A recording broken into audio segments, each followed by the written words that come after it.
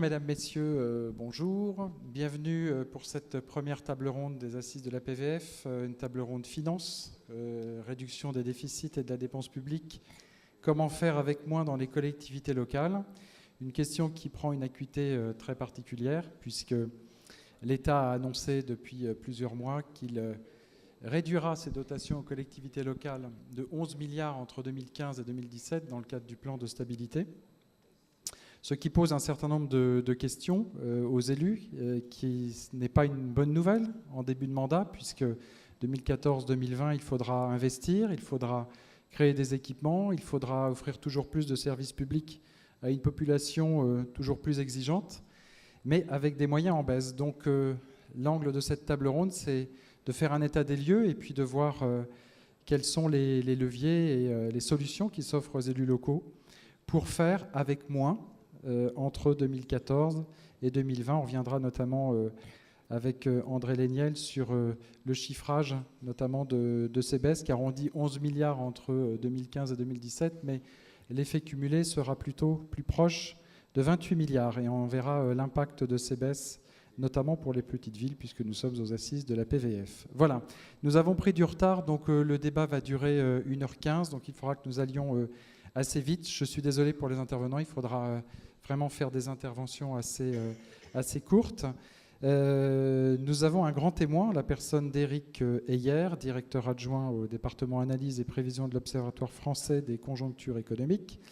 Monsieur Heyer, vous allez nous présenter, alors on avait dit 10 minutes, on va essayer vraiment de les tenir, un panorama de la situation économique française avec un comparatif européen. Et puis vous pointerez devant nous l'impact et les dangers d'une politique d'austérité budgétaire pour la croissance.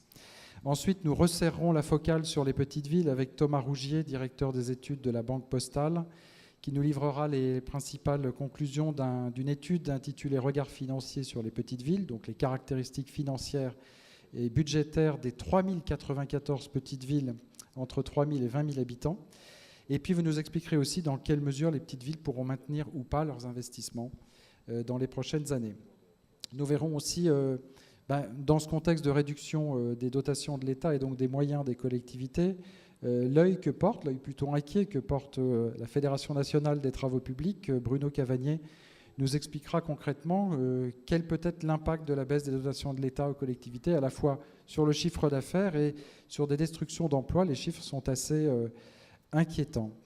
Nous avons aussi prévu d'avoir deux témoignages d'élus de terrain, évidemment. Pierre Jarlier, sénateur maire de Saint-Flour, qui nous dira en tant que maire d'une petite ville comment il va gérer cette baisse des dotations, quels sont les moyens à sa disposition, mais aussi comment on peut peut-être trouver de nouvelles recettes pour les petites villes. Et vous avez notamment une idée dont vous nous ferez part tout à l'heure. Et enfin, André Léniel, maire d'Issoudun, président du comité des finances locales, premier vice-président de l'Association des maires de France, nous livrera son témoignage et également nous éclairera peut-être sur la façon dont la baisse des dotations de l'État aux collectivités va être répartie entre les différents niveaux de collectivités locales, car nous n'avons pas la clé actuellement de répartition de cette baisse.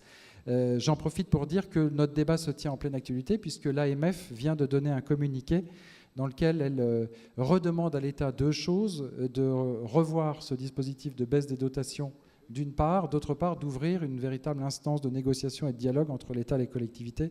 Monsieur Léniel, vous nous donnerez quelques précisions là-dessus. Voilà. Si nous avons un petit quart d'heure, nous prendrons évidemment vos questions à la fin de cette table ronde. Je passe la parole à Éric Heyer. Vous allez nous présenter au pupitre, si vous voulez bien, je pense que les slides vont apparaître, votre panorama de la situation économique française et l'impact des politiques d'austérité sur la croissance. Merci, bonjour à tous. Donc si j'ai 10 minutes, je ne vais pas perdre de temps. Donc très rapidement, on m'a demandé de faire un panorama de l'économie mondiale. J'aime bien commencer... Ah, ça a disparu. Ah non, d'accord, c'est plus... Là, il faudrait que je me retourne. Donc globalement, vous voyez ici, vous avez sur ce graphique le PIB par tête, c'est-à-dire la richesse par habitant. C'est bien de le rappeler. Pourquoi? Pour rappeler que cette crise économique 2008 est une crise sans précédent. C'est-à-dire que globalement, la dernière crise que l'on a analysée, c'était la crise de 2000, de la bulle Internet. Vous voyez que sur ce graphique, ça ne se voit pas. Par contre, à partir de 2008, vous avez la richesse par habitant qui s'est effondrée dans toutes les grandes zones développées, avec un point qui est 2009. Et à partir de 2009, effectivement, les économies sont reparties. Alors attention, repartir ne veut pas dire qu'on est sorti de la crise. Et vous voyez que si je prends le point d'arrivée, qui est le dernier trimestre de 2013, vous voyez qu'à peu près dans toutes les grandes zones, on produit moins aujourd'hui qu'on produisait en 2008. Ça veut dire qu'on est encore en crise. Vous voyez qu'aujourd'hui, puisqu'on est plus nombreux qu'en 2008, puisqu'on produit moins qu'en 2008, inexorablement, le chômage ne peut qu'augmenter. Mais ce qui est intéressant dans ce graphique, vous voyez, c'est qu'à partir de 2009, les économies ont commencé à se redresser, l'Europe aussi, dans son intégralité, mais à partir de 2011, l'Europe a arrêté de progresser et est retombée dans une sorte de récession. Alors, pas une dépression, mais une récession. Et c'est là-dessus qu'on va s'arrêter, parce que si j'éclate la zone euro par grands pays, alors je ne mets pas les pays périphériques comme l'Espagne, comme le Portugal, la Grèce, etc. Je me concentre sur les 4 grands pays. Premier constat, c'est que la France, souvenez-vous, je reviens juste sur la zone euro, vous voyez le graphique zone euro, vous voyez le graphique France, c'est exactement le même. C'est-à-dire que, contrairement à l'idée que l'on entend, la France est l'élève malade de l'Europe, non, la France est l'élève moyen de l'Europe, c'est-à-dire à des fluctuations identiques à la moyenne de la zone euro. Et vous voyez que la zone euro, et c'est ça qui fait toute la complexité de la gouvernance en zone euro, c'est qu'elle est complètement hétérogène, complètement éclatée, avec un pays qui est sorti de la crise économique, l'Allemagne. Vous voyez qu'aujourd'hui, l'Allemagne produit plus qu'elle ne produisait en 2008, à un taux de chômage qui est proche du plein emploi, à 5%, donc l'Allemagne est sortie de la crise économique, et des pays qui continuent à s'enfoncer dans la crise. Encore une fois, je ne parle pas des pays périphériques, mais je parle de l'Espagne, de l'Italie, des gros pays qui continuent à avoir un PIB par tête qui baisse et qui sont très éloignés du PIB, des PIB par tête qui prévalaient avant la crise économique. Donc vous voyez qu'avec des conjonctures aussi différentes, quelle est la bonne politique économique? Est-ce qu'on peut adopter les mêmes recettes dans tous ces pays? Est-ce qu'un taux d'intérêt unique, il convient à qui? À un pays qui est sorti de la crise ou un pays qui s'enfonce? Le taux de change, même question. Donc vous voyez la difficulté de s'entendre au sein de la zone euro avec des conjonctures qui sont complètement éclatées. Il n'en reste pas moins que, puisque aujourd'hui, en globalité en zone euro, on produit moins qu'avant la crise, qu'on est plus productif et qu'on est plus nombreux, le chômage explose. Mais là aussi, on voit une hétérogénéité dans le chômage avec, d'un côté, au sein de la zone euro, les pays du Nord, en gros c'est l'Allemagne pour faire simple avec l'Autriche, qui voit le chômage baisser, et dans les autres pays, le chômage exploser. Et donc on voit que le chômage est complètement déséquilibré. Avant la crise économique, il y avait un chômage qui était relativement équilibré en zone euro. Là, le chômage émanant dans le sud de l'Europe, avec dans le nord un plein emploi qui est avéré. Alors, si on fait des perspectives économiques, bien entendu, 2012-2013, ce sont les chiffres que l'on connaît. 2014, c'est une prévision, c'est la prévision de l'OFCE. Mais vous voyez que si on s'arrête sur le constat de 2012-2013, il y a une croissance mondiale. Il y a à peu près 2,5, 2,8 de croissance. Donc vous voyez qu'il y a un petit peu de croissance dans le monde, qu'il y a un découplage entre les pays émergents qui continuent à croître, certes à des rythmes un peu moins élevés qu'il y a une décennie, mais tout de même à des rythmes convenables, aux alentours de 8% pour la Chine, aux alentours de 4% pour les pays d'Asie, aux alentours de 3% pour l'Amérique latine, etc. Une croissance qui est quand même présente, mais dans les pays émergents. Et vous voyez que dans les pays, par contre, industrialisés, une croissance extrêmement faible, mais une croissance. La seule zone en 2012-2013 qui était en récession, c'est la zone euro. Donc l'élève malade du monde, c'est bien la zone euro. Effectivement, on est la seule zone au monde en récession en 2012-2013. Alors après 2014, tous les chiffres redeviennent positifs, mais vous voyez, avec des taux de croissance qui sont extrêmement faibles. Donc la question que l'on peut se poser, c'est pourquoi seule la zone euro n'est pas repartie? Pourquoi cette particularité, cette singularité de la zone euro? Si je regarde dans les pays et j'éclate la zone euro, vous voyez qu'à peu près tous les pays de la zone euro étaient en récession, sauf l'Allemagne, mais avec une croissance extrêmement faible, et la France avec une croissance aussi extrêmement faible. Mais vous voyez que loin de l'idée que la France est le pays malade de la zone euro lorsque vous regardez ces statistiques, sont les statistiques officielles de l'OCDE. Donc pourquoi la zone euro n'est pas repartie? En grande partie à cause de la politique budgétaire. Donc un petit rappel de la politique budgétaire, vous voyez, et fiscale, c'est-à-dire que c'est à la fois les efforts demandés en termes de réduction des dépenses et les augmentations d'impôts qui ont eu lieu depuis la crise économique. Donc il y a eu 2 temps au cours de cette crise, 2008-2009, des plans de relance, donc plutôt des baisses d'impôts et des augmentations de la dépense publique qui peuvent se chiffrer en points de PIB. Ça, c'est les cours des comptes de chacun des pays qui nous les fournissent. Et vous voyez qu'en France, en 2008-2009, il y a eu 2,6 points de PIB d'injecter dans l'économie pour la soutenir, mais globalement, tous les chiffres sont positifs. Vous voyez qu'à partir de 2010, certains chiffres deviennent négatifs, c'est-à-dire que les augmentations d'impôts arrivent et les baisses des dépenses publiques également, et globalement, l'austérité commence à apparaître en 2010. Alors, vous ne voyez pas en Allemagne. L'Allemagne a continué ses plans de relance parce que le plan de relance a été très faible en 2008-2009 et les continue en 2010. Mais vous voyez qu'à partir de 2011, 2012, 2013, tout le monde, à l'exception du Japon, mais pour des raisons sur lesquelles on pourra revenir si vous voulez, se met à faire de l'austérité, mais pas à la même vitesse. Et vous voyez que si vous faites, alors 2014, je l'ai mis un peu en grisé parce que, vous voyez, en France, typiquement, il y a un collectif budgétaire qui est en train d'être voté, donc tout n'est pas encore arrêté. Vous voyez que le 0,7 point de PIB, c'est sans doute un peu minoré puisqu'il risque d'y avoir encore à peu près 4 à 5 milliards d'euros d'austérité supplémentaire. Mais globalement, si je prends ces chiffres-là, vous voyez que depuis le début de la crise et que je cumule tout cela, globalement, il y a 2 pays qui ont fait une politique budgétaire normale, c'est-à-dire une relance au début et de l'austérité ensuite, mais une austérité qui est identique au plan de relance du début de crise. C'est quoi? C'est l'Allemagne, typiquement, et c'est les États-Unis qui ont même fait un peu plus de relance que d'austérité depuis 2008. Mais vous voyez que dans les autres pays, vous avez une austérité qui est surdimensionnée par rapport au plan de relance qui avait été mis en place en début de crise. Et vous voyez que quand vous êtes italien, espagnol, et que vous avez à peu près entre 3,5 et 4 points de PIB d'austérité sur l'ensemble de cette période, il n'est pas étonnant que l'économie continue à ralentir. Vous voyez que vous pouvez faire une corrélation très simple entre ces pays-là et les chiffres de PIB par tête que je vous ai montrés. Les seuls pays qui sont sortis de la crise, ce sont les pays qui ne sont pas allés trop loin dans l'austérité. Vous voyez, c'est les États-Unis, ce sont les États-Unis, ce sont l'Allemagne, et la France est allée moyennement dans l'austérité, assez fortement, 2,5 points, 3 points, mais du coup est dans la moyenne, mais les autres pays sont allés plus loin et donc ont un peu plus souffert. Alors, une fois que j'ai dit ça, ces calculs, donc ça c'est la Cour des comptes, à la limite il y a les comptables qui peuvent vous les donner, mais les économistes arrivent après. Et c'est là où il y a tout un débat qui n'est pas encore complètement tranché, mais avec un peu de recul, il commence à avoir un consensus. C'est ce qu'on appelle les multiplicateurs budgétaires. Quel est l'impact de ces politiques sur l'économie? Et vous voyez, c'est un débat chez les économistes qui date d'il y a un siècle, entre Ricardo, puis Keynes, les libéraux, les keynésiens. Les libéraux, pour faire vite, vous disent que faire de la dépense publique ne crée pas de richesse. Et donc, arrêter la dépense publique ne créera pas de la récession. Donc, les multiplicateurs sont nuls. Et de l'autre côté, pour caricaturer, les keynésiens qui vous disent si, les effets multiplicateurs sont extrêmement importants. Et quand vous faites même 1 euro de dépenses publiques, si vous l'avez bien ciblé, vous pouvez aller jusqu'à 2 euros d'activité supplémentaire. Les multiplicateurs peuvent aller jusqu'à 2. Et vous voyez que c'est primordial aujourd'hui. C'était un débat d'économistes à l'époque, pas trop important puisque les plans d'austérité ou de relance étaient très faibles. Mais aujourd'hui, le choc étant tellement important, il est important de savoir si les multiplicateurs sont nuls ou s'ils sont extrêmement élevés.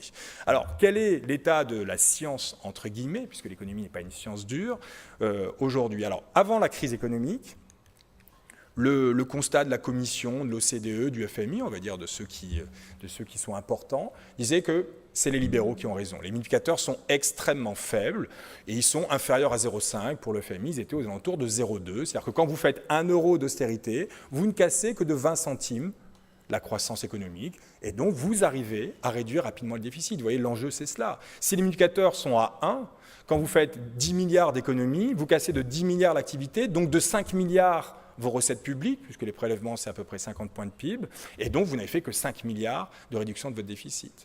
Donc là, pendant toute la crise, la Commission, l'OCDE, le FMI, faites de l'austérité, ça ne cassera pas la croissance économique. Et puis, il y a un tournant. Alors, c'est quoi ce tournant? Ce tournant, c'est janvier 2013. Donc, vous voyez, ce n'est pas la préhistoire non plus. Vous voyez, la crise a commencé en 2008. Et en janvier 2013, il y a le chef économiste du FMI, Olivier Blanchard, qui fait une conférence de presse exceptionnelle et qui dit « on s'est trompé dans le calcul de nos multiplicateurs ». Ils ne sont pas égaux à 0,2, comme on vous l'a dit pendant toute la crise, mais ils tournent plutôt aux alentours de 1,5. 1,5 en zone euro. Vous voyez, qu'est-ce que ça veut dire? Ça veut dire que quand je fais 10 milliards d'économies, je casse de 15 milliards ma croissance, donc du coup le chômage qui augmente, etc. Et donc mes recettes publiques baissent de 7,5 milliards, et donc mes déficits n'ont été réduits que de 2,5 milliards. Et donc effectivement, si je suis très déçu dans la réduction de déficit, donc je remets un plan d'austérité, etc., etc., etc., et on débouche sur la récession. Alors pourquoi ils se sont trompés, et Blanchard est assez clair là-dessus, et donc on peut essayer de comprendre le pourquoi de cette erreur. Il vous dit, typiquement, normalement, effectivement, les multiplicateurs sont faibles, mais il y a des conditions qui font augmenter ces effets multiplicateurs. Quelles sont ces conditions? Premièrement, si vous êtes seul, si vous êtes un seul pays à mettre en place cette politique d'austérité, les multiplicateurs sont faibles. Par contre, si vous êtes tous à le faire en même temps, ça fait augmenter la taille du multiplicateur. Donc premièrement, que font vos partenaires? Deuxièmement, est-ce que vous pouvez dévaluer votre monnaie? Si vous pouvez dévaluer votre monnaie, ça fait baisser la taille du multiplicateur, l'austérité n'est pas grave. Par contre, si vous ne pouvez pas dévaluer, si même votre monnaie s'apprécie, alors ça fait augmenter la taille du multiplicateur. Troisième déterminant, où en êtes-vous de votre cycle économique? Si vous êtes en bas de cycle, chômage de masse typiquement, ça fait augmenter la taille du multiplicateur. Si vous êtes en haut de cycle, ça la fait baisser. Quatrièmement, que font vos banques? Où on en est de la politique monétaire? Si les banques rejouent leur rôle de « je prête de l'argent », ça fait baisser la taille. Sinon, ça fait augmenter la taille du multiplicateur. Et il nous explique que vous, en Europe, nous, en Europe, on ne peut pas dévaluer notre monnaie. Au contraire, notre monnaie s'apprécie.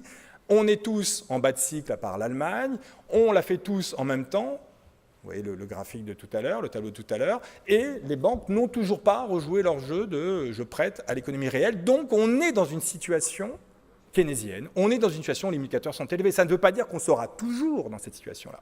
Mais aujourd'hui, on est typiquement dans cette situation très keynésienne de multiplicateurs forts. Et donc le FMI dit, voilà, les multiplicateurs sont entre 1,5 et 2, 2 pour la Grèce. Vous voyez, 2, c'est la catastrophe. 2, c'est quand vous faites 10 milliards d'austérité, vous cassez de 20 milliards votre croissance, donc de 10 milliards vos recettes, vos déficits ne bougent pas, et votre récession alimente l'augmentation du chômage. Donc il faut à tout prix arrêter l'austérité, ça ne sert à rien. Ça ne veut pas dire qu'il faudra toujours l'arrêter, mais dans certains pays, il faut l'arrêter et mettre les conditions pour que les multiplicateurs baissent, à savoir remettre les banques à faire leur travail, essayer de pouvoir dévaluer sa monnaie, ça c'est ce que Draghi essaye de faire à la Banque Centrale Européenne, essayer de coordonner les politiques budgétaires et pas les systématiser, et essayer d'attendre que la croissance soit repartie sur un sentier équilibré avant de se lancer dans l'austérité. Dernier point, parce qu'il me semble que c'est important, il me reste, j'imagine, 3 minutes. 2 minutes, c'est sur la compétitivité. C'est vrai que c'est indispensable et la politique économique aujourd'hui est basée sur la compétitivité, mais ça risque aujourd'hui de déboucher sur un problème bien plus grave que les pertes de compétitivité qu'on est en train d'avoir aujourd'hui. Comment on mesure la compétitivité? On la mesure par ce qu'on appelle le coût salarial unitaire. C'est quoi le coût salarial unitaire? C'est le salaire plus les cotisations, donc c'est le coût, moins la productivité. C'est pas grave de payer 2 fois plus quelqu'un qui est 3 fois plus productif. Donc vous voyez que la productivité est intéressante dans ce calcul-là. Donc là, vous voyez ce que nous dit la Commission européenne. Le trait noir, c'est le coût salarial unitaire en zone euro. Et vous voyez les pays par rapport à cette moyenne de la zone euro. Là aussi, le bleu, c'est la France. Vous voyez que la France, jusqu'avant la crise, était dans la moyenne de la zone euro, n'avait pas perdu en compétitivité sur la moyenne de la zone euro, avait perdu en compétitivité sur un seul pays, l'Allemagne, le trait vert. Alors c'est grave quand on perd contre l'Allemagne parce que c'est notre principal concurrent, mais vous voyez que juste avant la crise, les pertes de compétitivité se résumaient à des pertes de compétitivité sur l'Allemagne. L'Allemagne a effectivement gagné 20 points de compétitivité sur la moyenne de la zone euro, et cela explique pourquoi les performances allemandes. Mais vous voyez que l'Espagne, le Portugal, les Pays-Bas, tous les autres grands pays, l'Italie, perdaient en compétitivité, y compris sur la France. Alors, ce qui est intéressant, c'est ce qu'ont fait les chefs d'entreprise français pour essayer de répondre à cette perte de compétitivité sur l'Allemagne et donc les prix. Vous voyez, ici, ce sont les prix. Vous voyez que les prix français ont baissé à peu près du même niveau que les prix allemands. C'est-à-dire que ce n'est pas sur les prix où la perte de compétitivité s'est révélée. Mais vous voyez que quand vous êtes exportateur, vous avez des coûts supérieurs à votre concurrent et que vous essayez d'avoir des prix identiques, qu'est-ce qui prend tout ça? Ce sont les marges. Et donc les marges se sont effondrées en France. Et à quoi servent les marges? Eh bien, les marges, ça sert à tout ce qui est investissement en recherche et développement, tout ce qui est investissement en marketing, etc. Vous avez ici les recherches en développement qui ont chuté en France, qui avaient un niveau identique à ce qui prévalait en Allemagne. Et pendant cette période-là, bien sûr, les entreprises ont beaucoup moins investi en recherche et développement. Or, c'est ça qui fait la montée en gamme et qui fait qu'aujourd'hui, les Allemands sont sans doute des price makers, c'est-à-dire qu'aujourd'hui, ont une montée en gamme qui leur permet d'avoir des prix même supérieurs à la France sans perdre en compétitivité. Ce qui est intéressant et qui est en rapport avec ce que je viens de dire sur l'austérité, c'est que quand vous demandez à tous les pays européens des efforts d'austérité drastiques, ça casse leur demande intérieure et le seul moyen d'avoir un peu de croissance, c'est de gagner en compétitivité. donc ailleurs, au-delà de leurs frontières. Et donc, tous les pays européens se sont lancés dans cette désinflation salariale. Donc c'est très visible ici sur ce graphique en Espagne, au Portugal, où aujourd'hui, ils ont tellement baissé leur salaire depuis le début de la crise que le coût salarial unitaire est inférieur à celui qu'on peut trouver en France. Donc vous voyez qu'aujourd'hui, alors qu'avant la crise, la France ne perdait que contre l'Allemagne, aujourd'hui la France perd contre à peu près tout le monde. C'est-à-dire qu'il y a les pays du Sud qui font une désinflation salariale pour avoir un peu de croissance économique, et le pays du Nord qui est monté en gamme, et donc du coup nous gagne en compétitivité hors prix. Donc la catastrophe pour la France, c'est d'être pris dans ce sandwich entre les pertes de compétitivité prix et les pertes de compétitivité hors prix. Le problème de se lancer, donc soit on fait rien et on est pris dans le sandwich, soit on se lance nous aussi dans cette désinflation salariale. Le problème de tout cela, c'est que ça aboutit, si on y va, à ce qu'on appelle la déflation. C'est-à-dire que la déflation est déjà en œuvre, c'est-à-dire que puisque vous baissez les prix et que tout le monde baisse les prix, au bout d'un moment, les prix deviennent même négatifs. Alors, vous pouvez me dire, c'est très bien quand les prix baissent. Ben non, c'est la catastrophe. C'est-à-dire que le jour où cette déflation est bien ancrée dans l'esprit des consommateurs, que vont faire les consommateurs s'ils savent que demain, les prix seront plus faibles? Ils vont attendre demain avant d'acheter. Et si tous les consommateurs font ça en même temps, la production s'effondre. Si la production s'effondre, le chômage augmente, les salaires baissent plus vite que les prix et donc les pertes de pouvoir d'achat. Et une fois qu'on est entré en déflation, on n'a pas la solution pour en sortir. C'est vraiment le tube de dentifrice et le dentifrice. On ne sait plus rentrer de dentifrice dans le tube. Le cas japonais est là pour nous expliquer que, attention, quand on le fait, c'est la catastrophe. Dernier slide, je vous promets, c'est qu'on prend le cas allemand comme référence. Effectivement, ça a réussi à l'Allemagne, mais regardons dans quel contexte l'Allemagne a fait cette réforme. Les réformes allemandes, c'est la réforme Hartz 1, 2, 3, 4. Ça s'est fait entre 2002 et 2006. Mais entre 2002 et 2006, seule l'Allemagne s'était lancée dans cette politique de désinflation salariale. Premièrement. Deuxièmement, regardez le trait bleu, c'est les déficits. Pendant cette période-là, ils ont laissé filer les déficits. Les Allemands ont laissé filer les déficits au-delà du critère de Maastricht des 3%. Vous voyez qu'au moment où ils lancent des réformes drastiques chez eux en créant des petits emplois à 1 euro de l'heure, 2 euros de l'heure, ils laissent filer les déficits en disant on ne peut pas tout serrer en même temps. Donc, ils laissent filer les déficits, ils laissent filer la dette publique, et c'est le dernier slide, pardon, et l'ont fait au moment où la croissance mondiale, c'est le bleu ciel, tournait aux alentours de 4,5-5. Qu'est-ce que ça veut dire? C'est-à-dire qu'effectivement, c'est une stratégie qui fonctionne quand vous êtes le seul pays à le mettre en œuvre, au moment où la croissance mondiale est forte, et en laissant filer, en tout cas en n'ayant pas d'efforts drastiques à faire en termes de déficit. Si vous voulez le faire tous en même temps, au moment où la croissance mondiale est 2 fois moins forte et en réduisant les déficits, ça ne peut pas fonctionner, ça ne peut déboucher que sur la déflation. Merci. Merci beaucoup pour cet état des lieux très clair. On a bien compris que trop d'austérité peut casser la croissance, le développement économique. C'est justement l'inquiétude des élus et des chefs d'entreprise. On y reviendra tout à l'heure. Thomas Rougier, vous êtes directeur des études de la Banque Postale. Vous allez nous présenter une photographie assez précise de l'état des finances des petites villes et précisément peut-être de l'impact de la baisse des dotations sur l'investissement des petites villes. Alors on va se rapprocher de nos territoires et l'Association des petites villes de France est venue il y a quelques mois nous voir à la Banque Postale, à la direction des études, en nous parlant d'un projet d'études sur les petites villes, d'études financières. Et là, très rapidement, je me suis aperçu d'une chose, c'est qu'on n'avait pas une idée précise de ce que représentaient les petites villes. On n'avait pas j'aurais pas pu citer une masse, de volume.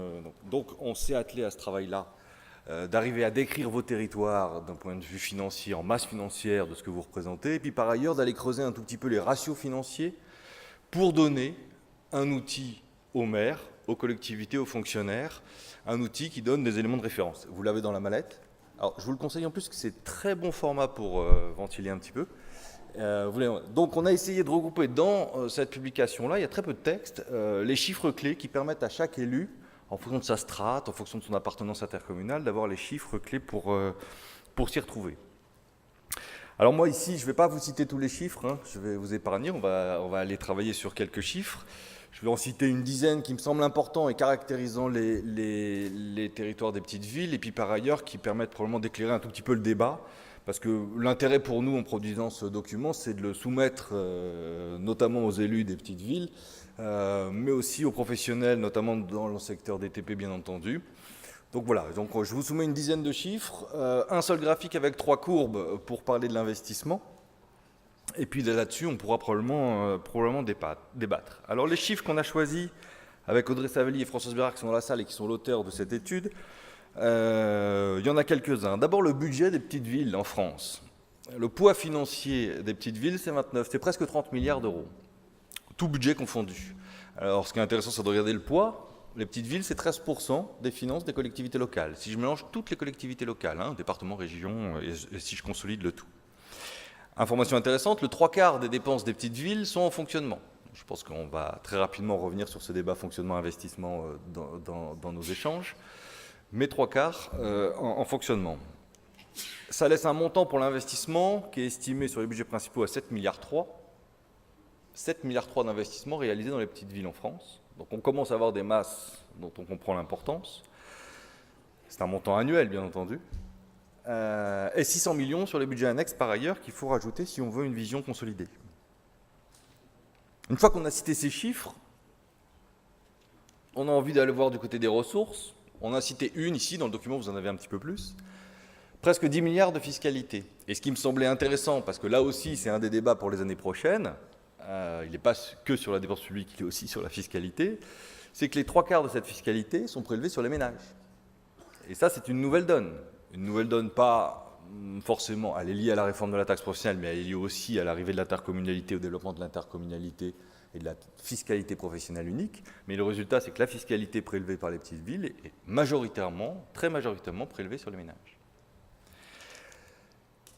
Ensuite, dans cet outil, on a très rapidement compris qu'avec des moyennes, on allait fausser la lecture qu'on pouvait faire de la situation financière des petites villes.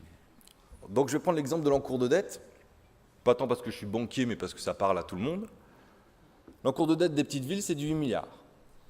18 milliards auxquels il faut rajouter 2,8 milliards sur les budgets annexes, que je n'ai pas indiqué dans la slide, je crois. Mais ces 18 milliards au budget principal, c'est 900 euros par habitant. Donc pour ceux qui ont leur dette en euros par habitant en tête, ils commencent à pouvoir se placer. Mais par ailleurs, ce qui est important, c'est de savoir qu'une ville sur 4 est en dessous de 480 euros par habitant, et une ville sur 4 est au-dessus de 1100. Donc pour une moyenne à 900, vous voyez qu'il y a une disparité des situations qui est très très forte. Et elle s'explique, cette disparité. Il y a des informations dans la publication pour l'expliquer.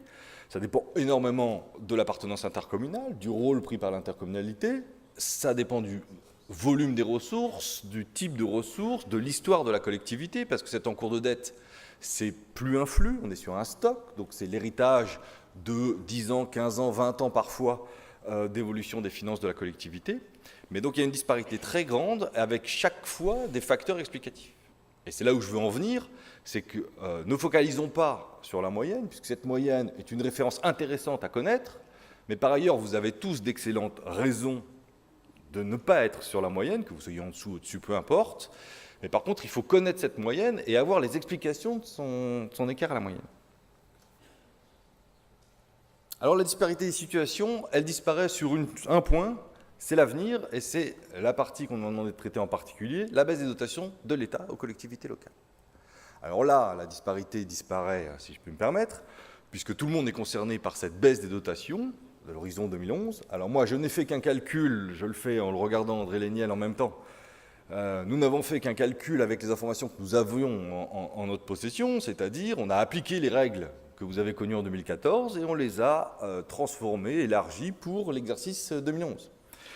Et donc pour nous, l'estimation, c'est que les petites villes ont eu une baisse de dotation de l'ordre de 190 millions, toutes rassemblées, toutes les communes de 3 000 à 20 000 pour l'exercice 2014, et qu'au niveau 2014 de vos dotations, si j'applique toute la baisse aux dotations de fonctionnement, ça fait une baisse entre aujourd'hui et 2017 de l'ordre de 1,4 milliard d'euros. Donc les petites villes perçoivent actuellement un peu moins de 4,5 milliards de DGF. Si je mets tout dans la DGF, je perds un tiers de la DGF entre l'exercice 2014 et l'exercice 2017. En appliquant les règles, bien entendu, connues, enfin, celles qui ont été appliquées pour 2014, c'est-à-dire au prorata des recettes, mais je parle sous le contrôle d'André Léniel, qui connaît ça beaucoup mieux que moi. Alors, fort de ce constat, on a essayé de répondre à votre question, M. Brivet, quid de l'investissement?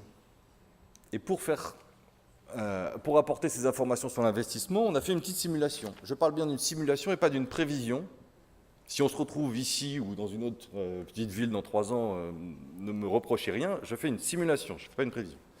Cette simulation, elle fixe des hypothèses, toutes contestables, mais vraiment toutes contestables, sauf celles sur les concours de l'État, où j'ai mis la baisse en fonctionnement, 100% de la baisse en fonctionnement, je ne sais pas s'il y aura des baisses de dotation en investissement, moi je mets tout dans les concours financiers de l'État. Et ça fait une diminution de la ligne dotation de fonctionnement pour les petites villes de 8% par an, jusqu'en 2017. L'ensemble du compte 74, là où il y a vos dotations, qui sont plus larges que les dotations de l'État, hein, mais sur ce poste-là, sur cette ligne-là, c'est 8% de baisse chaque année jusqu'en 2017. Ça, c'est une hypothèse, c'est presque la plus facile à fixer. Ensuite, on multiplie les hypothèses. On dit les recettes de fonctionnement, les autres recettes de fonctionnement, 3% par an. Donc il y a la fiscalité dedans, ça veut dire un effet base, peut-être un petit peu plus soutenu que maintenant, un effet taux plus important que celui qu'on vit actuellement, qui est très très plat. Mais bon, je ne détaille pas cette partie-là, mais on vit actuellement des années d'augmentation très très faible de la pression fiscale sur décision des collectivités. Par ailleurs, des dépenses de fonctionnement que je simule à 2% par an. Alors là, vous êtes tous en train de vous dire, mais c'est farfelu, moi c'est pas possible, etc. Tous les cas individuels sont différents de celui-là. Je fais un scénario qui n'est ni très pessimiste, ni très optimiste. Ça, je peux le défendre dans cette condition-là. Par contre, qui n'est pas réaliste, qui ne correspond pas à votre réalité. Je fais un encours de dette, des recettes d'investissement qui représentent un point à peu près constant dans les dépenses d'investissement. Alors, on a vu un représentant du Conseil général, ça dépend aussi beaucoup des moyens financiers des conseillers généraux et de l'avenir, mais en tout cas, j'ai pris cette option-là. Et puis, j'ai fait progresser la dette de façon très très faible, de 1% par an. D'accord ? Ça, c'est principalement pour qu'on ne me reproche pas de faire booster la dette, pour faire passer un message, etc. Ce n'est pas mon objectif. Je fais une simulation avec des hypothèses. Après, elles peuvent toutes changer, peu importe. Je dis, voilà, si on est dans ce cadre-là, l'objectif, c'est quand même pas de faire exploser la dette publique locale, actuellement, voilà, dans les discours en tout cas, on verra dans les faits. Je fais ces hypothèses-là. Qu'est-ce qui se passe pour l'investissement des petites villes avec ces hypothèses-là ? On a 7,3 milliards d'euros, ça c'est un montant fixe en 2012 d'investissement par les petites villes. On a prolongé 2013-2014 avec des estimations, on peut se tromper, augmentation en 2013, diminution en 2014. 2014 est en cours, hein, donc on arrive à peu près à un niveau de 7,3 milliards d'euros d'investissement pour vous en 2014. Les hypothèses que je fais précédemment, elles aboutissent à un scénario projeté, qui est celui-là, qui est une diminution assez substantielle des investissements des petites villes à l'horizon de 2017. Donc on perd 2 milliards d'euros sur cette période-là. Donc si le début de période est assez classique, on pourra en reparler avec Bruno Cavagnier, assez classique d'un cycle d'investissement, c'est-à-dire que l'année des élections, puis l'année suivante, on a l'investissement public local qui a tendance à diminuer. Là, ça serait dans des proportions plus fortes que ce qu'on a observé sur les cycles précédents. Par contre, le fait que ça se poursuive après, en 2016-2017, ça, c'est totalement atypique. D'accord ? Encore une fois, ce n'est pas une prévision, c'est une projection si mes hypothèses devaient se réaliser. Et après, c'est la somme d'individus très différents, je le répète. Alors, je vais modifier mes hypothèses pour parer à toute critique. Comment on fait pour réévaluer ces investissements à la hausse ? Eh bien, on peut tabler sur des dépenses de fonctionnement moins dynamiques. Donc je fais une hypothèse de dépenses de fonctionnement de 1%. Et là, je sais très bien que je prends encore plus de risques qu'avec mon 2%. Mais je dis voilà, imaginons donc du coup un scénario où on veut absolument maintenir un niveau d'investissement plus important. Une des solutions, une des alternatives par rapport à mon scénario de base, c'est l'augmentation. C'est une augmentation moins forte des dépenses de fonctionnement, 1%. Est-ce que c'est réalisable ? Moi, je n'ai pas la réponse. C'est vous qui le direz. Mais à l'inverse, je peux aussi dire le 3% sur les recettes, est-ce qu'il n'est pas un tout petit peu optimiste ? C'est-à-dire qu'est-ce que le levier fiscal est vraiment utilisable, comme lors du cycle précédent, par exemple, où juste au début du mandat, il y avait une augmentation assez sensible des taux dans les communes en général. À ce moment-là, si mes recettes de fonctionnement ne sont pas de 3% mais de 2%, j'ai ce scénario-là. 4,5 milliards d'euros. Donc on voit qu'entre mon scénario de base et mes scénarios alternatifs juste pour les tester, on a des différences substantielles, puisqu'on perd sur la période 2 milliards d'investissements, ou on gagne 2 milliards d'investissements sur la période. Donc l'objectif de cette projection, il est simple, et j'arrête là. c'est qu'on voit bien qu'il y a un enjeu considérable en matière d'investissement. Et la question, elle rejoint très bien les propos tenus précédemment. Qu'est-ce qu'on attend de l'investissement public local pour les années qui viennent ? Et la question, elle est du coup d'envergure nationale. Or, c'est vous, en grande partie petite ville, qui allez porter cet investissement. Parfois avec votre intercommunalité, parfois en direct. Ici, c'est que en direct. Donc les enjeux sont considérables. Il faut confronter toutes ces simulations aux réalités de terrain, et ça, c'est les élus qui le feront beaucoup mieux que moi. Et aussi confronter les partenaires que vous avez, alors partenaires bancaires, partenaires du milieu professionnel en matière de TP, du bâtiment. Vous avez une multitude de légataires, vous avez une multitude de partenaires. Il faut aller discuter avec tous ces gens-là de cette situation-là et des enjeux liés à l'investissement public local. Et puis il y a un autre sujet probable sur lequel, là, je n'ai pas d'informations pour les petites villes, et c'est très difficile d'en avoir au niveau national aussi, c'est la nature même des investissements. Donc il y a une question qui sera en toile de fond de cette discussion de l'investissement, c'est quelle nature d'investissement pour les collectivités locales en général dans les années qui viennent. Voilà pour les grands cadrages, et pour les détails des chiffres, je vous renvoie à la publication. Il n'y a pas la projection, mais il y a tous les premiers chiffres. Merci beaucoup. Et pour la traduction concrète, on a bien vu le poids de l'investissement merci Thomas Rouget, des petites villes, 7,3 milliards. On a vu aussi l'impact possible de la baisse des dotations sur la baisse de l'investissement. Il y a quelqu'un qui tire la sonnette d'alarme depuis plusieurs mois, c'est Bruno Cavagnier à mes côtés. Vous êtes président de la Fédération nationale des travaux publics. Et vous avez d'ores et déjà quantifié en destruction d'emplois, en baisse de chiffre d'affaires, l'impact prévisible, selon vous, de la baisse des dotations de l'État aux collectivités. Est-ce que vous pouvez nous éclairer et nous dire peut-être aussi ce que vous attendez de l'État dans ce contexte ? Vous avez peut-être rejoindre l'AMF qui lui demande peut-être de revoir ce dispositif de baisse des dotations. La baisse des dotations de l'État, c'est le coup de grâce pour nous. Franchement, quand on voit ce qui se passe depuis plusieurs mois, je vous rappelle que les travaux publics, c'est 8 000 entreprises, c'est 40 milliards, et ces 8 000 entreprises, c'est 90% de moins de 50 salariés. Donc ce sont toutes vos entreprises qui travaillent sur l'ensemble du territoire. Et nos principaux clients, ce sont vous, puisqu'on dépend à 70%. On est la seule profession, je le dis et je le répète, qui dépend autant de la commande publique, 70%. Et dans ces 70%, vous êtes nos principaux clients avec 50%. Et depuis plusieurs mois, on a eu de la part du gouvernement des annonces, des contre-annonces, des choses pas cohérentes du tout, avec notamment, vous savez, l'AFIT, l'agence de financement, qui n'est plus dotée, avec la suspension de l'écotaxe, avec des ponctions sur les agences de l'eau. Donc on est en train de fermer aujourd'hui tous les robinets de la commande publique. Tous. Et cette baisse de dotation de l'État, qui était de 1,5 milliard, qui est passée à 3,6 milliards, je le disais, c'est le coup de grâce.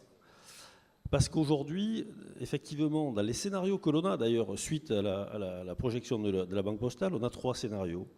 3 scénarios que l'on pensait encore très pessimistes, notamment sur le 3e, et qui petit à petit est en train de devenir réalistes. C'est-à-dire qu'on dit aujourd'hui, s'il ne se passe rien, c'est 60 000 emplois perdus de plus en 2017, sur une profession qui en compte 270 000. Donc c'est absolument catastrophique. Et depuis plusieurs mois, j'essaie, pour répondre à votre question, de demander à l'État, dites-nous quelle est votre politique d'infrastructure. Qu'est-ce qu'on veut faire en France, au niveau des transports, au niveau des infrastructures? Comment les finance-t-on?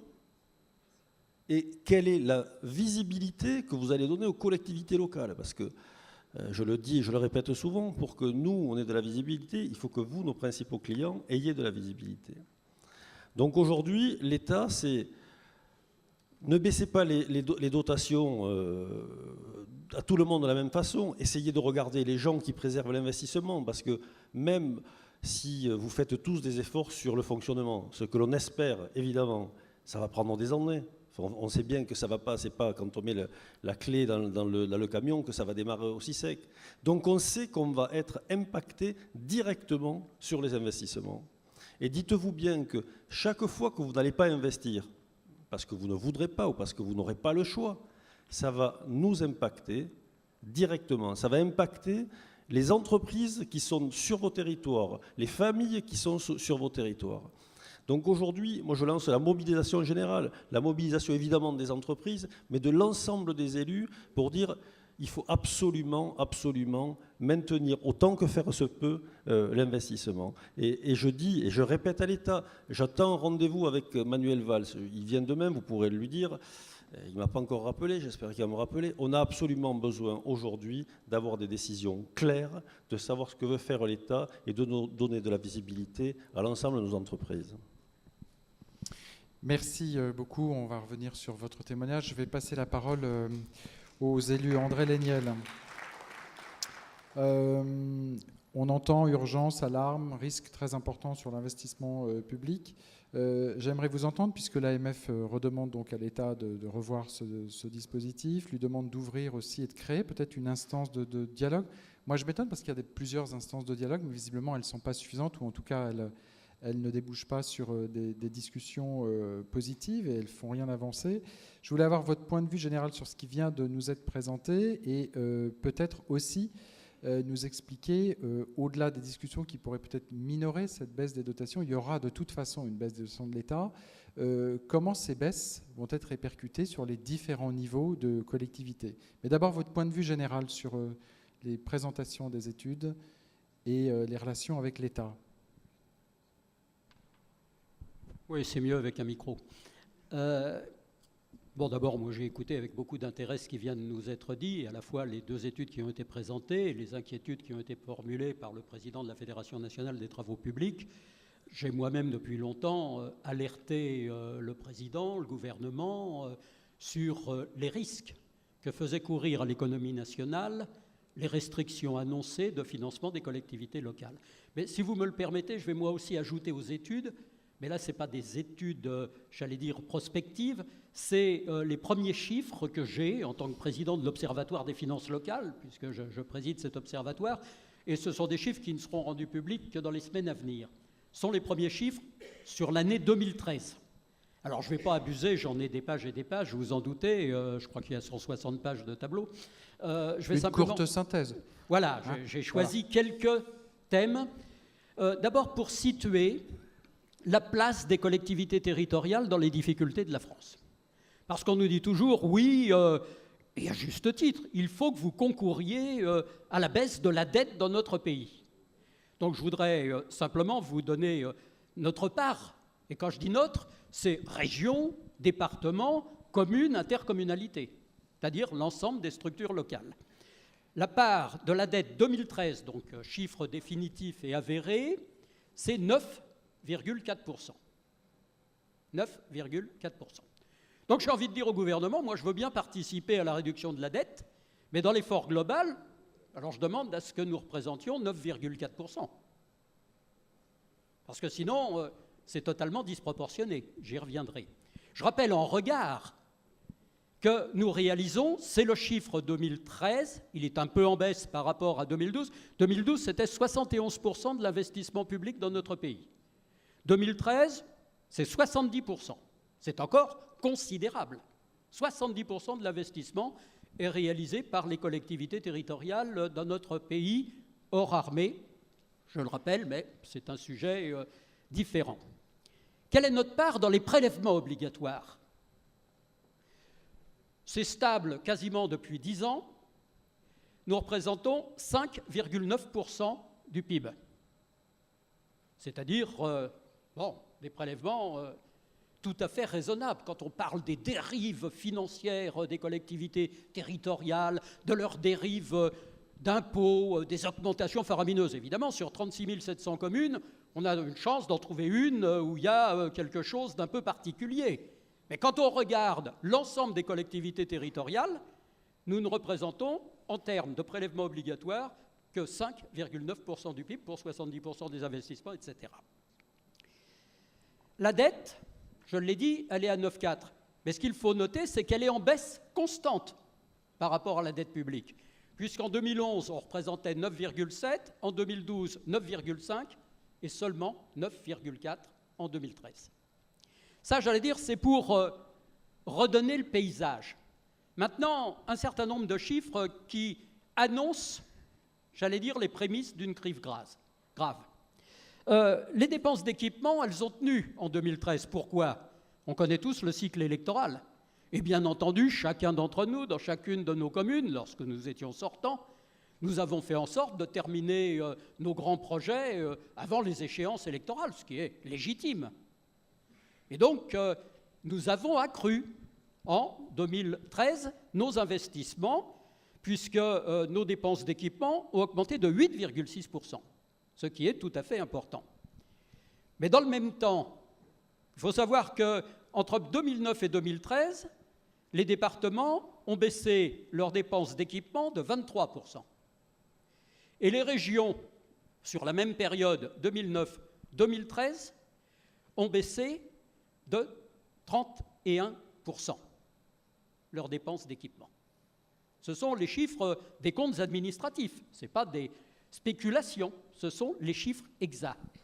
Et nous savons d'ores et déjà que sur 2014, il y a une baisse importante engagée des investissements des communes et des intercommunalités, d'abord parce qu'il y a le cycle électoral, c'est vrai à chaque échéance, parce qu'il faut le temps que les nouvelles équipes se mettent en place, elles ne vont pas appuyer sur le bouton des investissements dans les 15 jours de leur mise en place, mais aussi parce que ceux qui étaient en place ont d'ores et déjà anticipé.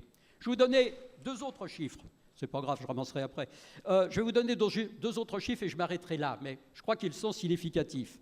C'est ce qu'on appelle les besoins de financement. Vous savez que nous ne sommes jamais en déficit, puisque nous, nos besoins de financement sont uniquement consacrés à l'investissement. Mais selon le traité de Maastricht, ça compte comme déficit. Eh bien, entre 2012 et 2013, nous avons doublé nos besoins de financement. Autrement dit, nous n'avons pu faire face, et là c'est ensemble des collectivités territoriales confondues, puisque nous sommes passés à 8 milliards, alors que nous étions à 3,8 milliards en 2012. Résultat, et c'est ce que j'ai dit encore au ministre des Finances qui nous recevait, Jacques Pélissard et moi, avant-hier. On nous a squeezé 1,5 milliard. Mais si dans le même temps nous faisons 4 milliards de besoins de financement, comment les comptes de la nation se sont-ils améliorés? C'est-à-dire qu'on est en train d'avoir, et je rejoins tout à fait ce qui était dit dans le premier rapport, dans la première étude, nous sommes en train d'avoir l'effet exactement inverse à celui attendu par le gouvernement, c'est-à-dire qu'au lieu que ça améliore les comptes, c'est en train de les plomber. Et nous n'avons résolu notre impasse de 8 milliards que par un recours très modéré à l'emprunt, puisque je vous ai dit tout à l'heure, il baissait globalement, et nous n'avons eu recours à l'emprunt après remboursement que de 4 milliards. Par contre, nous avons diminué de plus de moitié nos fonds de roulement, c'est-à-dire à hauteur de 4 milliards également, mais ça, vous le faites une année. L'année d'après, les 4 milliards de fonds de roulement que vous avez utilisés pour investir, vous ne les avez plus. Et donc ça, c'est un fusil à un coup. Ça pouvait être utilisé à la veille des élections municipales. Aujourd'hui, nous ne l'avons plus. Alors, ça, c'était pour l'actualité et en avant-première ces chiffres, mais qui, je crois, sont significatifs de l'amorce de cette crise très importante et qui va s'amplifier. C'est ce qui vous conduit à interpeller l'État, donc. C'est ce qui nous conduit, bien entendu, à interpeller l'État. Et d'ailleurs, est partie ce matin une lettre aux 36 700 maires, qu'ils soient adhérents ou non à l'AMF, mais à l'ensemble des maires de France et présidents d'intercommunalités, pour leur demander de prendre une résolution dans chacune de leurs instances, demandant à l'État de revoir cette copie, car dans la projection que nous en faisons à l'horizon 2007, elle nous paraît insoutenable si nous voulons simplement préserver la modernité de nos territoires et si nous voulons maintenir les services essentiels à la population. Pourquoi? Parce que sur 2014-2017, en cumulé, ça a été dit, c'est un peu plus de 28 milliards.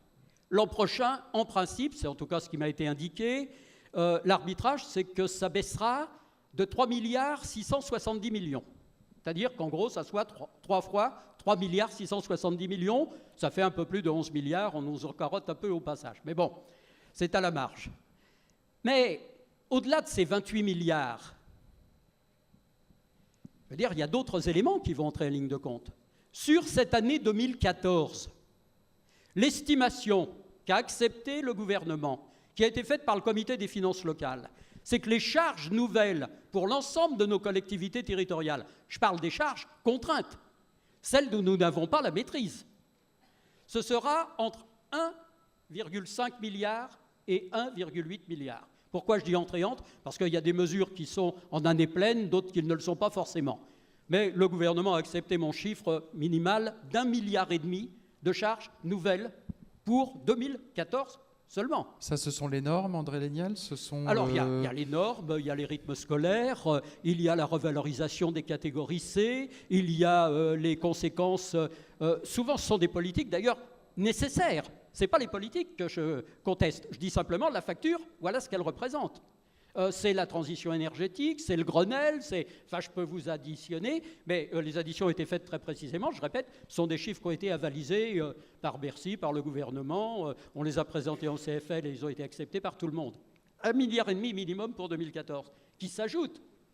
Et si je dis que sur 2014-2017, ça sera au minimum 4 milliards, personne n'est en capacité de me contester ce chiffre qui est, à mon avis, en dessous de la réalité. Mais ces 4 milliards, ils s'ajoutent aux 28 de baisse des dotations. Ces 28 de baisse des dotations, plus 4 de charges. Et pardon, mais si on raisonne en euros constants, vous ajoutez 4 nouveaux milliards. Hein, et encore, je suis gentil, sur les 100 milliards de transferts financiers de l'État vers les collectivités, je chiffre l'inflation pour nous à 1%, on sait qu'elle est bien plus élevée, puisqu'on a créé ce qu'on a appelé le panier du maire, et qu'il est plutôt autour de 2, 2,5 qu'autour de 1. Ça veut dire qu'au total, ce n'est pas 28 milliards. En pouvoir d'achat et en euros constants, c'est 36 milliards de baisse que nous allons subir d'ici le 31 décembre 2017, s'il n'y a pas un certain nombre d'amodiations qui sont apportées. Je le dis très tranquillement, nous ne pourrons pas répondre à cet enjeu simplement en triturant la taille des régions ou en invalidant l'action du Conseil général, parce qu'il faudra bien que d'autres le reprennent et dépensent l'APA, dépensent la prestation handicap, etc., le RSA. Je veux dire, les dépenses, ça seront toujours là. Et on sait très bien en plus, et tout le monde le dit maintenant, après quelques propos ministériels, enfin d'un ministre, j'allais dire sans doute un peu rapide, et c'est une litote, nous expliquant qu'on ferait 12 à 25 milliards d'économies dans la réforme territoriale. Je crois que s'il y en a un seul parmi vous qui le croit, il faudra qu'il nous l'explique. En réalité, on sait bien qu'on ne nous fera faire aucune économie dans les 3 à 5 ans qui viennent devant nous. Après, je ne sais pas, mais en tout cas, dans les 3 à 5 ans qui viennent devant nous, ça n'est pas vrai que la réforme territoriale engagera un certain nombre d'économies, en tout cas suffisamment substantielles, pour que ça vienne atténuer les chiffres que je viens de donner et qui sont considérables. Et je crois qu'il faut qu'on comprenne tous que nous entrons dans une époque qu'aucun de nos prédécesseurs n'a connue, qui est celui véritablement de la remise en cause, de la conception que nous avons de la gestion de nos collectivités territoriales.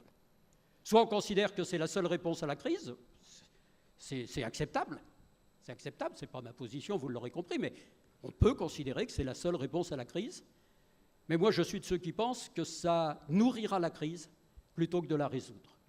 Et je suis convaincu, je l'ai dit à toutes les plus hautes autorités de l'État, que si Bercy avait la gentillesse, j'employais un mot aimable, de nous faire une petite étude sur l'impact qu'aura la baisse des dotations aux collectivités territoriales, eh bien très vite, je suis convaincu qu'elle reverrait à la baisse cette baisse, parce que manifestement, elle risque de coûter plus cher à l'économie nationale qu'elle ne rapportera aux comptes nationaux.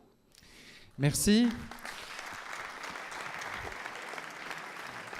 On a bien compris que vous mettez la pression sur le gouvernement puisque le projet de loi de finances pour 2015 en préparation intégrera les baisses de dotation dont on parle. Est-ce que vous avez eu un retour déjà sur votre demande? Est-ce qu'un rendez-vous est pris ou est-ce qu'une initiative va être prise? Nous avons pris beaucoup de rendez-vous. On a rencontré le président de la République, Jacques Pélissard, et moi, puisqu'on va par deux, c'est bien connu.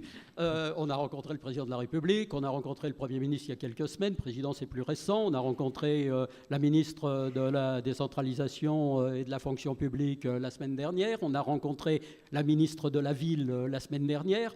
On a rencontré cette semaine le ministre des Finances. Je veux dire, partout, le message que je viens de passer, je le passe de la même façon. Alors, je ne mets pas forcément le même ton quand on est assis autour d'une table, mais le fond est rigoureusement le même. Et on nous écoute. J'espère que ça ira au-delà de l'écoute. Merci beaucoup. Pierre Jarlier, sénateur maire de Saint-Flour. Quels sont les leviers à votre disposition, vous, pour faire face à cette baisse des dotations? Vous augmentez les impôts, vous contractez vos dépenses de fonctionnement, vous vous endettez massivement pour maintenir votre investissement, vous réduisez les services publics à vos administrés. Comment vous faites? Et comment vous leur expliquez? Et quels choix vous faites? Je vous remercie de cette excellente question, parce que si j'avais la réponse, je pense qu'on aurait un meilleur moral aujourd'hui. Moi, je rejoins quand même un peu ce qui vient d'être dit. Je crains que les annonces d'augmentation des baisses, parce qu'on est déjà dans une logique de baisse, ne fassent qu'empirer la crise et surtout empirer les inégalités. Et j'y reviendrai, parce que les collectivités sont dans des situations très différentes. Et je vais vous donner donc l'exemple de ma commune, puisque c'est ce que vous me demandez de faire. Moi, pour ma commune, si les baisses sont réalisées telles qu'elles sont prévues, déjà cette année, j'ai une baisse de 2,8% de la DGF globale. Globalement, au terme des 4 ans, en englobant la baisse de cette année, ça fera une baisse cumulée qui fera pratiquement 30% de la DGF. Et ça veut dire, déjà cette année, j'ai baissé de 5% mes investissements, parce que je suis dans une commune qui est dans une situation budgétaire un peu fragile, qui est en redressement depuis maintenant 20 ans, qui a encore 10 millions d'euros de dette. Donc pas question de toucher à l'endettement, avec une fiscalité qui est un peu forte. Donc on voit bien qu'on va avoir beaucoup de mal, évidemment, à répondre à ces questions. Si la baisse est réelle telle qu'elle a été envisagée, pour moi, c'est pratiquement les 2/3 de l'autofinancement qui disparaît. Donc, c'est même pas 5% de baisse de l'investissement qu'il y aura au terme des 4 ans, c'est sans doute 30, 40, 50, voire 60% de l'investissement qui risque de baisser. Alors, à partir de là, la bonne question, comment faire? Donc, pour ce qui me concerne ma commune, pas question de toucher à la fiscalité, parce qu'on est dans des taux records. Pas question de toucher l'endettement, parce que je dois poursuivre le désendettement. Et puis, en plus, je trouve un peu aberrant qu'on nous incite à augmenter l'endettement, alors qu'on nous baisse les dotations pour baisser l'endettement de l'État. Il y a quelque chose que je comprends un peu moins. Donc, il faut bien qu'on fasse un effort collectif. Ensuite, les services. Les services, il faut savoir qu'on est dans une situation où, paradoxalement, la population est en attente de plus de services.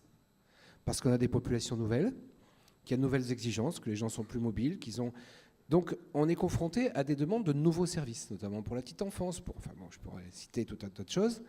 Donc, supprimer des services, extrêmement compliqué. En augmenter les coûts, je ne vois pas comment c'est possible. Il y a une chose qui est possible, c'est évidemment de moduler ces coûts en fonction de la capacité contributrice des familles, ce que l'on a déjà fait. Donc, moi, j'ai déjà fait ça, donc j'ai aucune marge sur ce sujet. Et une fois qu'on a fait le tour de ces recettes, alors après, on peut, à la marge, trouver peut-être de nouvelles hypothèses de recettes. Je pense toujours à des recettes qu'on n'a pas, qu'on pourrait avoir. Je vous ai donné l'exemple au téléphone, notamment les amendes de police. Je trouve complètement aberrant qu'aujourd'hui les petites villes soient chargées de financer leur police, de maintenant décider du montant de la contravention, parce que c'est le conseil municipal qui va décider du montant de la contravention. Par contre, elle n'aura absolument aucun retour, puisque c'est le conseil général qui bénéficie de la recette pour les communes de plus de 10 000 habitants. Alors, comme il y a quand même un certain nombre de communes de moins de 10 000 habitants ici, qui sont des communes touristiques dans lesquelles on a du stationnement réglementé, je pense qu'il va falloir qu'on regarde comment, finalement, on n'aura plus ce type de dispositif parce qu'on ne pourra pas se le payer. À titre d'exemple, chez moi, c'est 150 000 euros de dépenses, 30 000 euros de recettes, 120 000 euros net, sans aucun retour du Conseil général sur ce sujet, à l'exception de 5 000 euros de temps en temps pour faire un parking ou je ne sais quoi. Donc évidemment, il y a quelque chose à revoir, surtout dans le nouveau dispositif. On en a parlé au comité des finances locales. Moi, je pense qu'il faut se dépêcher de revoir ça. Quand on a dit ça, il faut regarder du côté des économies. Du côté des économies, alors, bien sûr, mutualisation des services, transfert de compétences. Transfert de compétences, c'est transfert aussi du problème. Puisque de toute façon, la compétence s'exerce, elle a un coût. Je suis d'accord que quand elle est mutualisée au sein d'une interco, elle peut coûter moins cher demain, sûrement pas aujourd'hui, parce que de toute façon, les personnels sont des personnels qui sont titulaires, et il est hors de question de les licencier. Donc même si le service coûte moins cher, le personnel sera affecté à autre chose, mais il existera toujours. Et ce qui est démontré, c'est que souvent le transfert à l'interco d'une nouvelle compétence se traduit par une hausse du niveau de service rendu. Donc ce n'est pas forcément non plus un gage d'économie. Oui, mais même à service constant, de toute façon, on sera au départ à coût constant. Donc il n'y aura pas d'économie sur le sujet au départ. C'est pourtant Ensuite, ce que soutient l'État. Hein. Enfin, je veux dire, oui. L'interco, c'est la mutualisation, c'est donc des économies d'échelle à court terme. Oui, le transfert de compétences n'est pas forcément synonyme d'économie. Ensuite, il y a mutualisation de moyens, où là, on peut rentrer quand même dans des possibilités d'économie. Mais encore une fois, pas à court terme. On peut imaginer des directions communes, notamment dans l'administration générale, dans les services techniques, c'est déjà souvent le cas, dans les services informatiques, dans beaucoup de secteurs, avec par exemple des CCIAS, un certain nombre de services communs qui peuvent permettre quand même demain d'optimiser les coûts. Mais quand on connaît le montant de la charge de personnel au regard du coût de fonctionnement de ces services, effectivement, il y aura une diminution sur le coût du service, mais sur le coût du personnel, ça sera la même chose. Donc, en fait, on va rester sur des économies qui vont être relativement marginales. Après, il y a une autre solution qui consiste aussi à regarder du côté du patrimoine de la collectivité. Et là, avec la transition énergétique, avec les moyens dont on peut disposer demain pour faire des économies d'énergie, il y a sans doute quelques éléments d'économie potentielle, parce qu'on a souvent un patrimoine qui coûte cher en énergie. Donc on peut faire de l'investissement pour le coup productif. Alors là, peut-être que ça rejoindra les attentes de la Fédération du bâtiment. Je pense qu'à l'avenir, ça sera une des pistes. Ce sera une des pistes parce que ce seront des investissements qui auront un juste retour quand même et qui généreront des économies de fonctionnement. Mais ensuite, on arrive au bout du bout. Donc moi, ce que je crois réellement, c'est que tout à l'heure, je vous disais au départ de mon propos, on va évidemment accentuer les inégalités parce que cette baisse de dotation va toucher de façon très inégale les collectivités selon qu'elles sont dans une situation fragile ou dans une situation très saine. Donc la vraie question qui est posée aujourd'hui, c'est comment on va opérer cette baisse. Alors souvent, je l'ai dit au CFL, c'est un exercice sans doute compliqué. Est-ce qu'il faut que cette baisse soit liée aux capacités de contribution des collectivités, exercice compliqué, ou alors est-ce qu'on continue en linéaire, mais à ce moment-là, il faut évidemment augmenter fortement la péréquation, notamment verticale, parce que ça sera beaucoup plus facile à faire, et notamment c'est à l'intérieur de la DGF, donc c'est plus simple, et à mon avis plus acceptable, de façon à ce qu'on évite d'augmenter les écarts de richesse entre les collectivités, parce que sinon, on va vers une fracture territoriale. C'est-à-dire qu'on va avoir des communes qui vont se retrouver avec aucune possibilité d'action, tandis que les autres seront encore en possibilité de le faire. Donc je pense les maires des grandes villes excusez-moi de vous interrompre, ont demandé une modulation de la baisse de dotation en fonction de l'investissement des grandes villes et des métropoles. La PVF demande, elle, une modulation qui tient compte de la fragilité des territoires. Oui, exactement ça. De toute façon, il y a deux écoles. Soit on demande la baisse qui est modulée en fonction de la fragilité, soit on considère qu'on continue un effort collectif, mais on compense cette fragilité par l'augmentation de la péréquation. Il y a des solutions, on en parlait avec André Léniel tout à l'heure. Il faut augmenter fortement la DSR, notamment la DSR ville-centre, bourg-centre, qui a été obtenue par la PVF, qui est extrêmement péréquatrice, contrairement à la DSR classique, et la DSR cible, qui, elle, alors là, touche les 10 000 communes les plus pauvres, et qui touche également les petites villes d'ailleurs, parce que ça touche toutes les strates. Donc on voit qu'il y a des pistes, mais il faut absolument que ces deux réflexions soient menées parallèlement, sinon on va vers de très très graves difficultés. Voilà ce que c'est tout l'enjeu du débat et de la négociation qui doit s'ouvrir entre le comité des finances locales finalement et l'État. Hein. Je passe la parole avant de prendre quelques questions dans la salle car notre débat touche à sa fin malheureusement déjà. Marc Mauss, Microsoft, les collectivités sont à la recherche d'économies et selon vous, le numérique est un levier de ces économies. Dites-nous comment. Merci de m'accueillir. Alors évidemment, je voulais délivrer un message positif. Alors je vais quand même le faire parce que bon courage. Ce que j'ai entendu, évidemment, est un peu inquiétant. Et en même temps, je ne suis pas surpris parce qu'il se trouve que je suis également un élu local. Donc les circonstances font que je mesure un peu ce dont il s'agit dans une ville moyenne, mais la réalité, c'est que beaucoup de ce que vous avez dit s'applique évidemment parfaitement aux villes moyennes. Ce que je voudrais dire en quelques mots, pour ne pas déborder du temps, c'est que nous avons la conviction que le numérique peut être un des éléments, un seul des éléments, il ne s'agit pas de dire que c'est la réponse magique, hein, mais un des éléments à ces questions que nous venons d'évoquer. Parce que c'est un gisement d'économie et d'agilité, et également de productivité, parce qu'on parlait tout à l'heure de productivité. Je voudrais prendre quelques exemples extrêmement concrets, qui vont, dans certains cas, effectivement, se porter sur le terrain de l'investissement, et dans d'autres cas, être dans la dépense de fonctionnement. Sur l'investissement, je prends un exemple très concret qui existe aujourd'hui. Nous avons monté avec un consortium d'acteurs un quartier intelligent. C'est à Issy-les-Moulineaux, mais c'est parce qu'on est installé à Issy-les-Moulineaux. Et c'est un quartier intelligent qui permet de faire de l'économie sur les bâtiments et également sur l'éclairage public. Et je ne dirai pas aux élus locaux ce qu'est le coût de l'éclairage public pour la collectivité locale. Et les modèles que nous avons, modèles mathématiques, montrent que ça peut être jusqu'à 64% d'économie d'énergie sur l'éclairage public. 64%, ça n'est pas totalement négligeable. Je donnerai un autre exemple très concret. En matière de réseau d'assainissement et d'eau. On sait qu'une bonne partie des problématiques viennent parfois des fuites non anticipées ou mal repérées ou qu'on ne sait pas, qu'elles soient sur le réseau, qu'elles soient chez le particulier. Le réseau intelligent permet de repérer et parfois même avec le big data, d'anticiper où vont se trouver les potentielles fuites. Et donc c'est une possibilité d'économiser par cette utilisation de l'intelligence qui se trouve dans ce qu'on appelle, et excusez-moi pour l'expression, le cloud computing, dans l'informatique en nuage, dans cette informatique distribuée.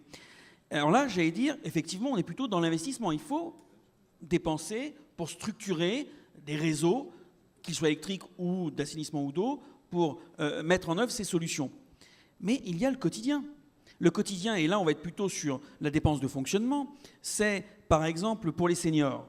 C'est un problème, y compris dans les territoires ruraux, qui est difficile à fixer. Eh bien, avec la mobilité que permettent à la fois les investissements dans les infrastructures, et j'ai entendu ce que disait Olivier Dussopt tout à l'heure sur le partenariat qui a été signé avec Orange ici. Eh bien, sur ces réseaux, on peut parfaitement, via la mobilité, inventer des nouvelles relations entre un senior et son médecin, son infirmière, son aide-soignante, sans ajouter à des déplacements inutiles. On peut totalement changer la relation entre un usager et le service public et, du coup, faire des économies qui, en plus, permettent, au moment où il y a des transferts de charges, où il y a des transferts de compétences, eh bien, peut-être faire en sorte d'utiliser différemment les agents publics sur des projets différents et donc gagner en productivité à terme. Alors, je vous donnerai un chiffre pour conclure, parce que je ne veux pas abuser de votre temps et qu'il y aura sans doute des questions dans la salle, c'est qu'on n'a pas d'études sur les collectivités locales, on a des exemples concrets mis en œuvre, mais on a beaucoup travaillé sur les petites et moyennes entreprises. Et il y a quelque chose de frappant. Il y a une étude de la Commission européenne de septembre 2012 sur l'informatique en nuage et sa contribution à la croissance en Europe, qui est chiffrée jusqu'à 1% du PIB, non pas simplement par des investissements, mais parce que, via l'agilité que je viens d'évoquer, les PME peuvent se déployer différemment. Et on vient de sortir une étude du BCG en septembre 2013 sur 4 pays, dont l'Allemagne et le Brésil, qui sont intéressants parce que les PME qui adoptent du numérique, notamment via ce nuage, ont en moyenne une croissance de 15 points supérieure à celle des autres PME qui ne les ont pas adoptées et créent en moyenne 2 fois plus d'emplois. Non pas que, encore une fois, le numérique soit magique, c'est un outil. Simplement, c'est un accélérateur de productivité et d'agilité. Et quand je vois, ce sera mon mot de la fin, ce qui préoccupe un élu local, et je le vois même en élu d'opposition, la réalité c'est qu'on doit chercher ces gisements d'amélioration des principes du service public que sont l'égalité, la continuité et l'adaptabilité. Et il y a dans le numérique, à la fois sur une part d'investissement qui rejoint les préoccupations que vous avez évoquées, mais également dans le fonctionnement des sources d'économie et des leviers de modernisation de l'action publique. Et mon dernier mot, c'est que ce que je disais là, ça n'est vraiment pas réservé aux grandes villes. J'avais 4 exemples de petites villes qui se sont lancées dans l'open data. Une qui est en PACA, c'est Digne-les-Bains, ça doit être 18 000 habitants. Une autre, Balmas, en Midi-Pyrénées, qui doit être autour de 13 000 habitants. Granger, dans la Loire, qui doit être à 5 000. Et une autre collectivité de 800 habitants qui sont partis dans l'open data et qui ont développé pour leurs citoyens des nouveaux usages. Et dernier point, parce que c'est important et on parlait de croissance, en développant des écosystèmes locaux de petites entreprises, TPE ou PME, qui, à partir de cet accès à une ressource qu'on peut consommer comme de l'électricité ou de l'eau, parce que c'est ça maintenant l'informatique en nuage, c'est comme de l'électricité ou de l'eau, eh bien, créer un écosystème dynamique qui apporte de l'emploi. Et donc, Tout à l'heure, on avait en aparté avec André Niel une petite discussion où il me disait son doute sur le fait que le numérique puisse être cet accélérateur. Je puis vous assurer que pour beaucoup voyager dans le monde, y compris pour les petites collectivités, c'est une opportunité formidable. Et voilà, c'était le message un petit peu positif que je vous délivrais à cet instant. Merci. On prend quelques questions dans la salle aux réactions. Monsieur, alors je ne sais pas s'il y a un micro ou si on voudra. Oui, on me fait signe qu'un micro va vous être donné. Je vous demanderai de vous présenter puis de poser votre question assez rapidement, comme ça on prendra, j'ai déjà vu 4 ou 5 bras se lever. Oui, Monsieur... bonjour, Gilles Bauder, maire de Salins-les-Bains dans le Jura. J'ai un sentiment de grande injustice dans cette réforme de la dotation globale de fonctionnement, parce que s'il y a des élus comptables des deniers, c'est nous les maires, parce que nous sommes responsables devant nos concitoyens. Croyez-moi que quand on monte un budget et qu'on est obligé de gratter d'un poste sur l'autre pour arriver à boucler, ça fait mal. Donc ma réaction, elle est très simple. La relation que nous avons avec l'État, je vais être trivial, mais j'ai l'impression d'un jockey obèse qui est en train d'engueuler son cheval. Voilà, c'est un petit peu la réaction que j'ai par rapport à cette situation. Eh bien, c'est une métaphore que nous retiendrons. Monsieur, je crois...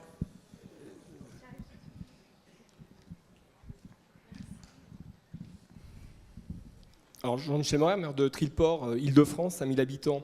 Alors, il y a une des solutions, c'est donner moins ici et plus au territoire en déshérence, parce que très clairement, sur le périurbain, alors je suis d'accord sur l'agilité numérique, hein, je suis converti, il n'y a pas de souci, sauf qu'on n'en est pas là. Les baisses qu'on nous promet, et moi je vais dire de manière très positive et objective et dynamique, il ne faut pas se résigner à ça, c'est pas possible. Parce que sinon, il y a un effet domino incroyable. Les digues, elles lâchent. Moi, dans ma ville périurbaine, c'est parti. Et très clairement, quand on voit je suis pas un dépensier, je suis plutôt quelqu'un qui, en termes économiques, est plutôt modéré, mesuré, etc. Mais très clairement, on parle même plus d'égalité. Moi, je parle d'équité. On baisse de manière automatique sur des concepts de DGF qui correspondent pas aux réalités sociales des villes. On pérennise des statu quo. Ici, ok, mais Trilport, beaucoup besoin d'argent. On a des familles. On doit bâtir des logements et des services, notamment pour la loi SRU. Alors les pistes, on en a. Moi, j'ai plein de propositions. L'agilité numérique, oui. Temps de réaction, 5 à 10 ans quand même à peu près. Au niveau de l'investissement, il y a la formation quand même des personnels, etc., qu'il faut intégrer. Une piste pérenne, importante, c'est également les objets connectés, les économies qu'on peut faire sur le réseau, les économies qu'on peut faire sur l'éclairage public. C'est des vraies économies. Sauf que ça demande de l'investissement. Et que le PPI, ce n'est pas la bonne solution, ça coûte trop cher aux communes et on n'a pas de visibilité. Donc très clairement, ce qui est bien, c'est que maintenant tout le monde est d'accord. Ça ne marche pas, ça ne peut pas marcher. Où que l'on soit, on a ce message à faire passer. Et je suis très content que le nouveau tandem qu'on a à la tête de la Société d'Île-de-France puisse faire passer ce message. Il y a les rendez-vous, il y a les discussions, il y a les débats, et puis ensuite, les maires peuvent s'en mêler si ça n'avance pas. On défendra nos territoires en allant plus loin que les rendez-vous, plus loin que les statu quo. Car sinon, c'est un effet domino qui va arriver. Et dans cet effet domino, ici, les Moulineaux s'en sortira toujours. Parce que la règle d'aujourd'hui, c'est une règle qui est inéquitable pour tous. Par contre, les territoires périurbains, ce sera fini. Et on ne sera plus dans l'objet connecté, on sera dans le désespoir social dans lequel on ne pourra pas répondre. Donc moi je dis oui, pas de problème, mon propos il n'est pas pessimiste, il est combatif, je suis plein d'énergie et on est à défendre parce qu'on a une belle cause à défendre, nos communes. Alors des baisses, oui, mais des baisses programmées, des baisses ciblées.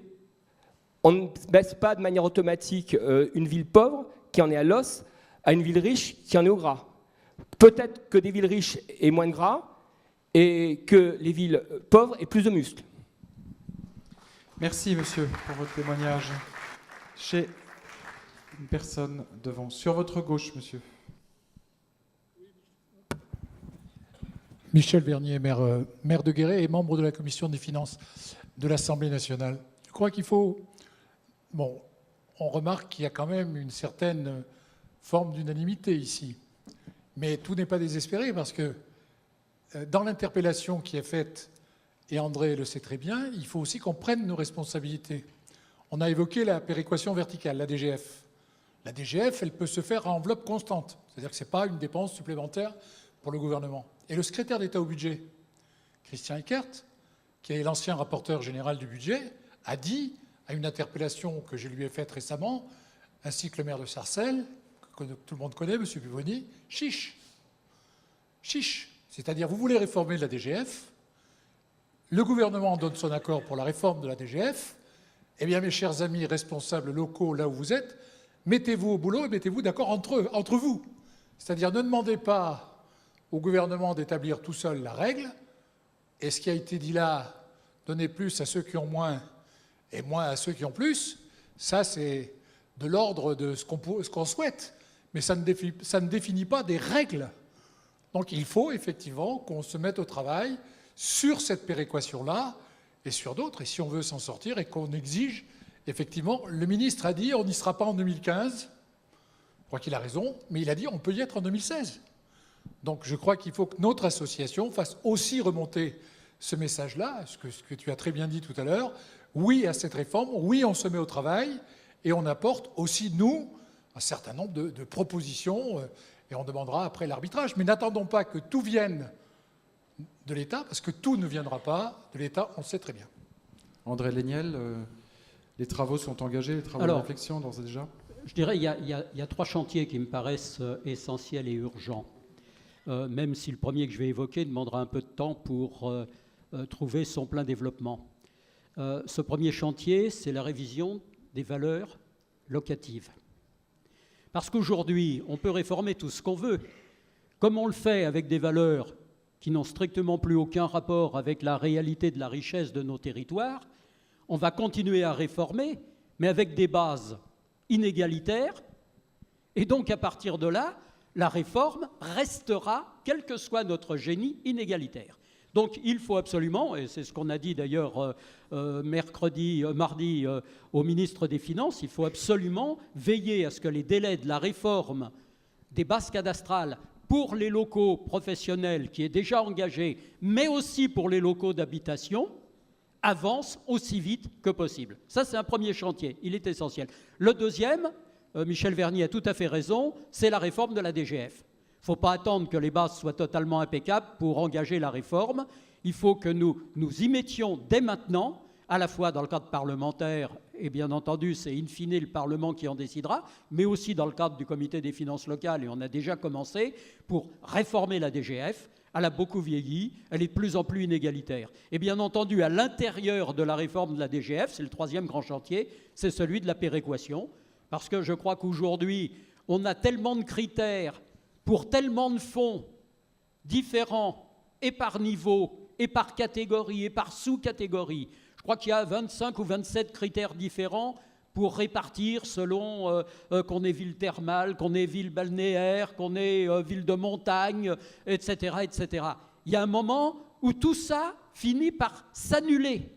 Plus vous mettez de critères, moins il y a de péréquation. Il faut vraiment qu'on revoie complètement à la base les critères qui définissent beaucoup mieux la pauvreté relative ou la richesse relative des uns et des autres et qui nous permettent d'avancer raisonnablement. Il ne s'agit pas d'un seul coup de dire on va tout tailler chez ceux qui, etc. Mais vraiment aller à un rythme beaucoup plus important vers une égalité beaucoup plus réelle que celle que formellement on nous annonce à chaque fois. Merci André Léniel. On va devoir conclure cette table ronde sur les chantiers que vous venez d'évoquer, car je pense à Martin Malvy. Alors, Martin Malvy, président d'honneur, le mot de la fin. Oui, non, pas le mot de la fin, certainement pas, mais quelques réflexions. Très sceptiques, je le dis, très sceptiques sur la capacité des associations d'élus à se mettre d'accord pour la réforme. Si vous imaginez que vous y arriverez, on se donne rendez-vous l'an prochain. Je n'y crois pas un seul instant. J'assiste à plusieurs débats, notamment au comité des finances locales. En période de croissance des moyens à distribuer, oui. En période de diminution, j'en doute.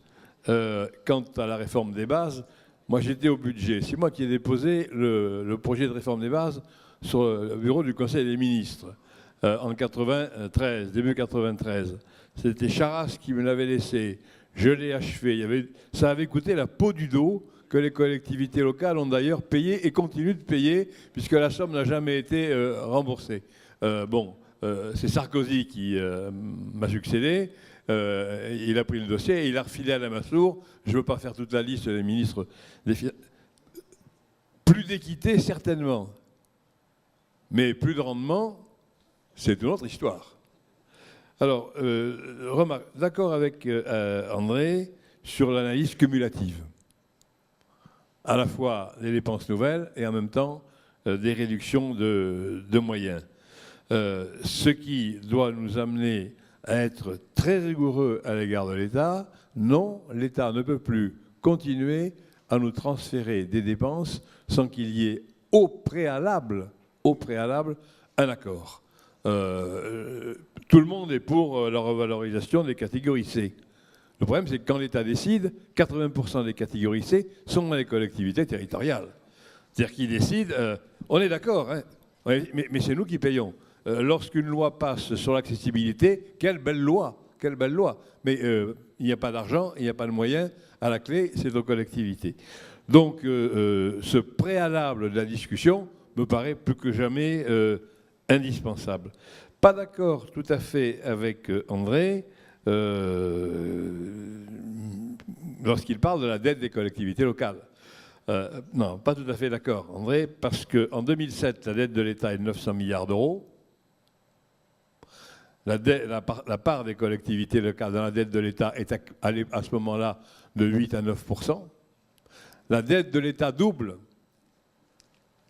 passe à 1 milliard 900 milliards d'euros, 1900 milliards d'euros, elle double, et la part de la dette des collectivités reste dans le même pourcentage. C'est-à-dire que la dette des collectivités, c'est un constat, mais la dette des collectivités a progressé de 66% pendant que celle de l'État doublait. Donc, non mais attends, donc c'est un constat. Donc on ne peut pas dire que la dette des collectivités ne compte pas dans le problème national auquel on est confronté. Des restrictions sur le numérique. Moi, comme président de région, je lance une étude actuellement pour savoir quel est le bilan du numérique. Tout aujourd'hui, chez moi, tout est aujourd'hui numérisé, tout est en ligne, y compris les dossiers de demande d'intervention par les entreprises. Il n'y a plus de papier. C'est formidable. Mais j'ai investi des sommes lourdes et j'ai recruté. Donc, à l'arrivée, le bilan en usage, oui, certainement. Le bilan en économie, je n'en suis pas sûr. Dans un an, je serai en mesure de vous répondre.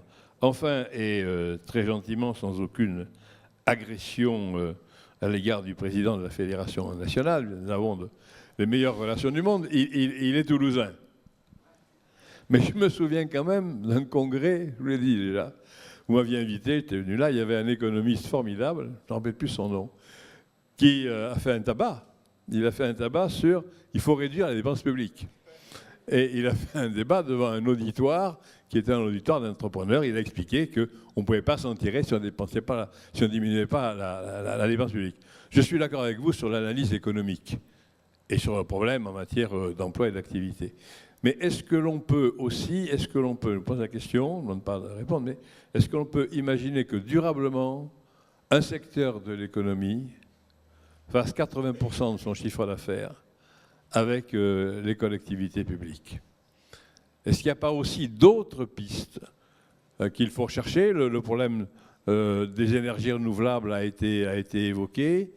Est-ce que vous pensez que durablement, c'est possible que le secteur des travaux publics, je sais bien, il est impacté directement, la route, les réseaux, vous avez parlé des agences de l'eau, moi je préside l'agence de l'eau à Dour-Garonne, 10% de moins ça compte, mais est-ce que durablement c'est possible et est-ce que c'est envisageable? Est-ce qu'il n'y a pas d'autres pistes? Non pas pour tout remplacer, bien sûr, mais est-ce qu'il n'y a pas des marges de manœuvre ailleurs? Non, mais la vraie difficulté, c'est que, comme l'indique notre profession, travaux publics. Si demain on passe les routes, si on passe l'eau, si on passe l'assainissement et si on passe tout au privé, on n'aura plus aucun problème. Or, aujourd'hui, malheureusement, on n'a qu'un client. Demain, même dans les énergies renouvelables, on va peut-être modifier un petit peu ce pourcentage, mais il est clair que par définition, on travaille pour nos concitoyens. Alors où effectivement demain on dit, on a commencé à faire des concessions d'autoroute et on va dire, on va passer toute l'eau au privé, et le pourcentage va changer, mais se dire aujourd'hui qu'on va considérablement changer le pourcentage, je ne crois pas. Par contre, ce qui va se passer, c'est très clair, c'est qu'aujourd'hui, on va organiser le repli de notre profession. Parce que, quoi qu'il se passe, même si vous continuez tous à investir, ce que j'espère, quand on voit les nuages qui arrivent à l'horizon, quand on parle de l'écotaxe, on n'en a pas trop parlé aujourd'hui, les scénarios qui vont sortir là, du cabinet du Premier ministre, à minima, il va peut-être marquer entre 400 et 800 millions d'euros. Enfin, c'est pas rien. Donc, moi, je commence à dire à mes troupes, à toutes mes entreprises, commencez à vous organiser, mais vous organiser, ça veut dire des chômeurs supplémentaires. Il faut que vous l'ayez en tête. Moi, aujourd'hui, ce que j'ai besoin de savoir, ce que les entreprises ont besoin de savoir, c'est est-ce qu'on va continuer à faire 40 milliards d'euros, est-ce qu'on va faire 30, est-ce qu'on va faire 20 ? Et c'est en ce sens que j'ai besoin de réponses du gouvernement et d'associations aussi, de vous aussi, les élus. Et à partir du moment où on aura ces réponses, on adaptera notre outil de travail à ça. Mais franchement, changer aujourd'hui, se dire on va faire autre chose que du public, c'est compliqué. Alors, et je termine là-dessus, que nos confrères du bâtiment qui dépensent à peine à 40%, même pas de la commande publique, eux ont un volet, effectivement, pour le privé, beaucoup plus large que le travaux public. Merci. Nous clôturons cette table ronde. Merci à tous les intervenants. Je vais passer le témoin à Martine Kiss, rédactrice en chef du Courrier des maires.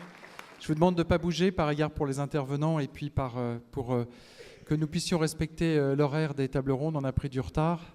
Je cède la parole à Martine Kiss. Merci.